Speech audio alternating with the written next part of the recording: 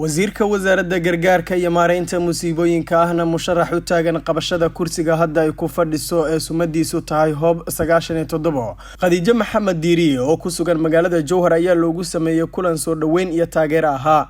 kulanka ayaa waxaa soo qaban qaabiyay wasaaradda haweenka Hirshabelle gaar ahaan wasiiru dowlaha wasaaradda haweenka Hirshabelle Sacdiye Maxamed Nuur Burus iyada oo ay kulanka ka soo qayb galeen qaybaha kala duwan ee bulshada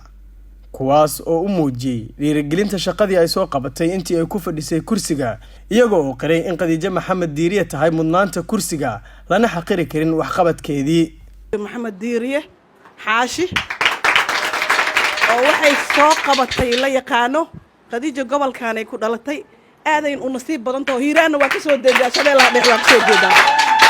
Khadiija ma ahan qof hal gobol kaliya ka soo jeeda aad u calaf badan tahay labada gobol ay ka soo jeedaa. Khadiija Maxamed Diiriye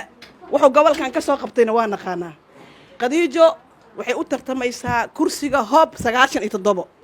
waxaan rajaynaynaa وعالي صدر موقد سؤال كدن وزيرة خديجة محمد ديرية وحان رجينا حل دبانات دينا كرسي غاز هوب سغاشي تضب أتر تميزو إنا يكو قولي ستو والسلام عليكم وحان أفرد إنه أنا أنمت إن وحان كوشيغا كما موسنا ماما خديجة وأنا حل نهار وهايسي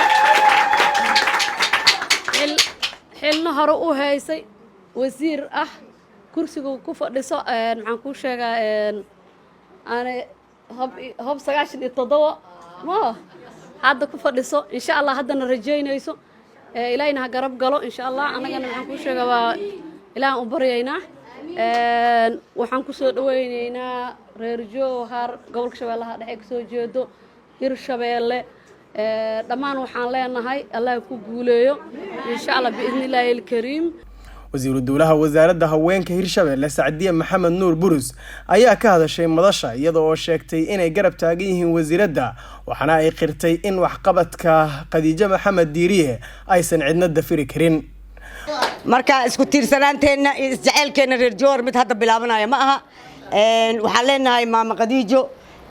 waxaan noo tahanaqaan waxa dalka u tahay la yaqaan waxa dadka u tahay la yaqaana qofkii wanaagsan oo ummadda waxtarkeedu muuqdo waxay jecel yihiin dadkaas inay meeshaas aan laga waayin qofka.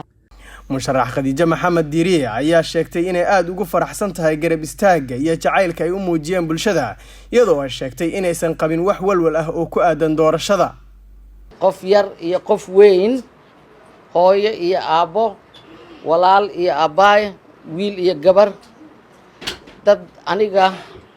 waalid kuwan u ahay kuwa aniga ila siman oo dhammaan reer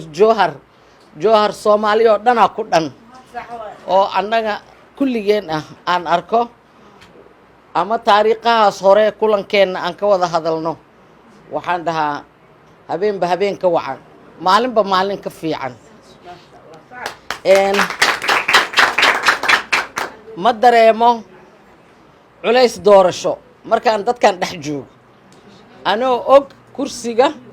inuu gaar ahaan reerkayga beeshayda iyo xar uu dhex yaallo haddana markaan dhex joogo reer Jowhar gaar ahaan caasimadda dadka ku nool Hirshabelle inkastoo aan ogahay hadda dad meelo kale ka yimid deegaanka Hirshabelle hadday tahay gobolka Shabeellada dhexe degmooyinkiisa iyo hadday tahay gobolka Hiiraan beledweyn iyo caasimadda gobolka iyo deegaanada kale dad ka yimid ay ku sugan yihiin Hirshabellena labada gobol oo ka kooban yahay aniga Khadiija Maxamed Diiriye ahaan aan aniga ka soo jeedo aabay ka soo jeedo hooyaday ka soo jeedo ilmaha aan dhalay ka soo jeedaan kuway si dhaleen ay ka soo jeedaan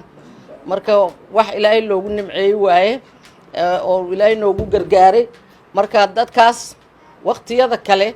oo aan imaaday inaan ishelin maadaama siyaasad iyo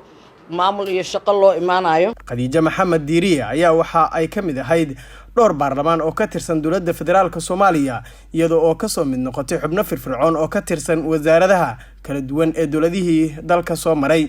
Cabdinaasir Socdaal